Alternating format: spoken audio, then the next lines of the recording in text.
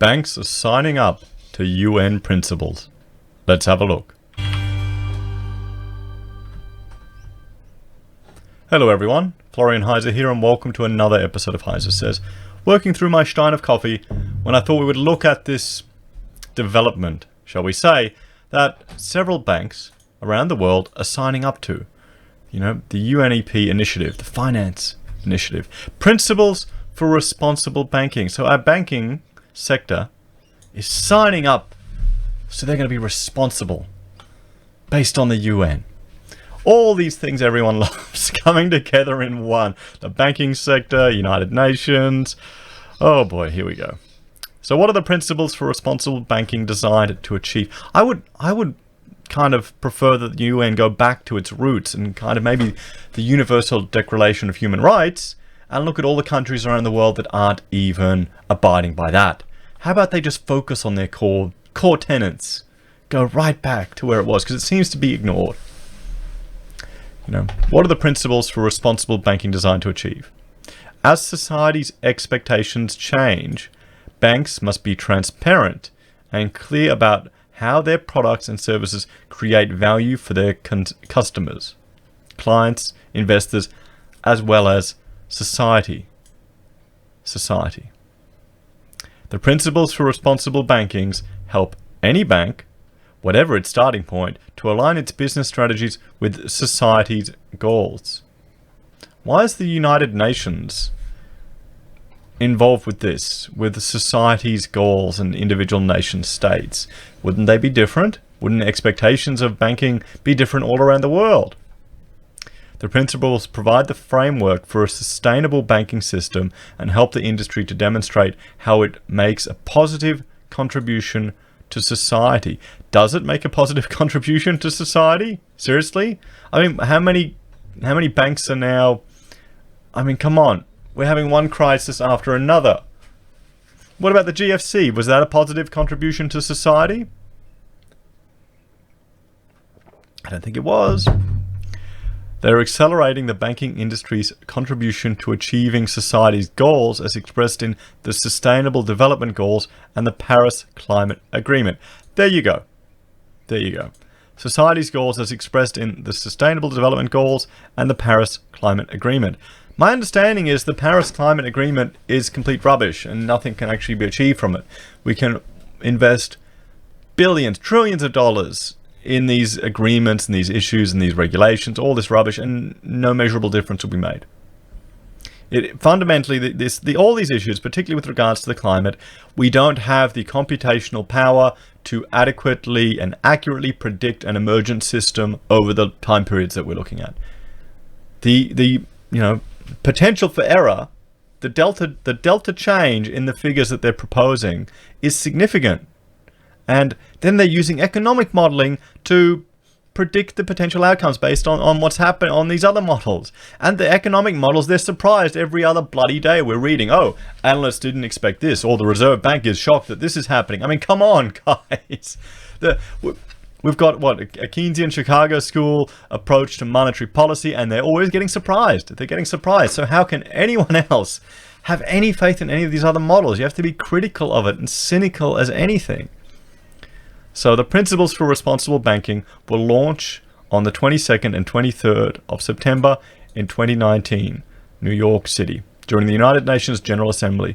More than 45 CEOs together with the UN Secretary General will attend the launch ceremony.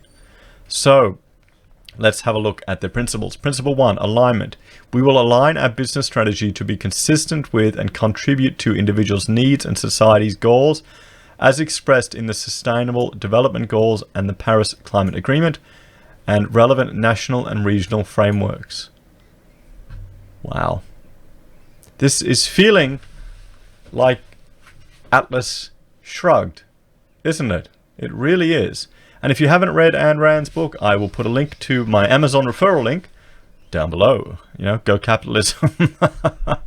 So, principle 2, impact and target settings. We will continuously increase our positive impacts while reducing the negative impacts on and managing the risks to people, the environment resulting from our activities, products and services. To this end, we will set and publish targets where we can have the most significant impacts. Okay, these people need to read the Copenhagen Consensus. They need to read that before they need to ignore all of this stuff, read the Copenhagen Consensus, and I would be really happy if banks took a portion of their profits and put it to addressing child malnutrition in developing countries. That's going to have a better impact than anything else, than putting solar panels on any building in Australia, than building wind farms, addressing, what is it, mosquito-borne infections, malaria, mosquito netting for developed nations or developing nations, malaria tablets, food. Those things will have more impact than anything else you can do. It's got nothing to do with climate, because everything's to do with humans. If you improve humans' income earning potential, they reach a certain level of GDP, then they will take more of a investment in their surrounding environment, and they'll take care of it more. I mean, guys, Australia, have you ever done Clean Up Australia Day? It's really depressing because there's no rubbish to pick up in most of our cities. It's just cigarette butts from old bloody smokers. So, principle 3, clients and customers. We will work responsibly with our clients and our customers to encourage sustainable practices and enable economic activities that create shared prosperity for current and future generations. Okay, by helping prop up a housing bubble and getting more and more inflation into the cost of living. By printing more money. By printing more money. If you haven't seen that video, guys, I've done one on, I'll write it here, where it's the banks that are the ones printing the money. They're the ones generating it by creating their loans. So in essence, they're inflating away all the value that you have, all the prosperity that you have. See, this is the problem. I've read too much other stuff now, so I'm such a cynical bastard when I see this stuff. I can't take it seriously. To me, this just looks like pandering to people, feel good. The bank CEOs, they get to go to the United Nations, New York, they'll feel important, they'll get to meet important people and shake hands. It's a photo op. Principle 4, stakeholders. We will proactively and responsibly consult, engage, and partner with relevant stakeholders to achieve society's goals.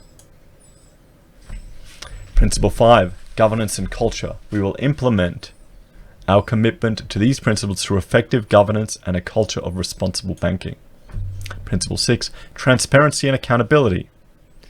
We will periodically review our individual and collective implementation of these principles and be transparent about the accountable for our positive and negative impacts and our contribution to society's goals.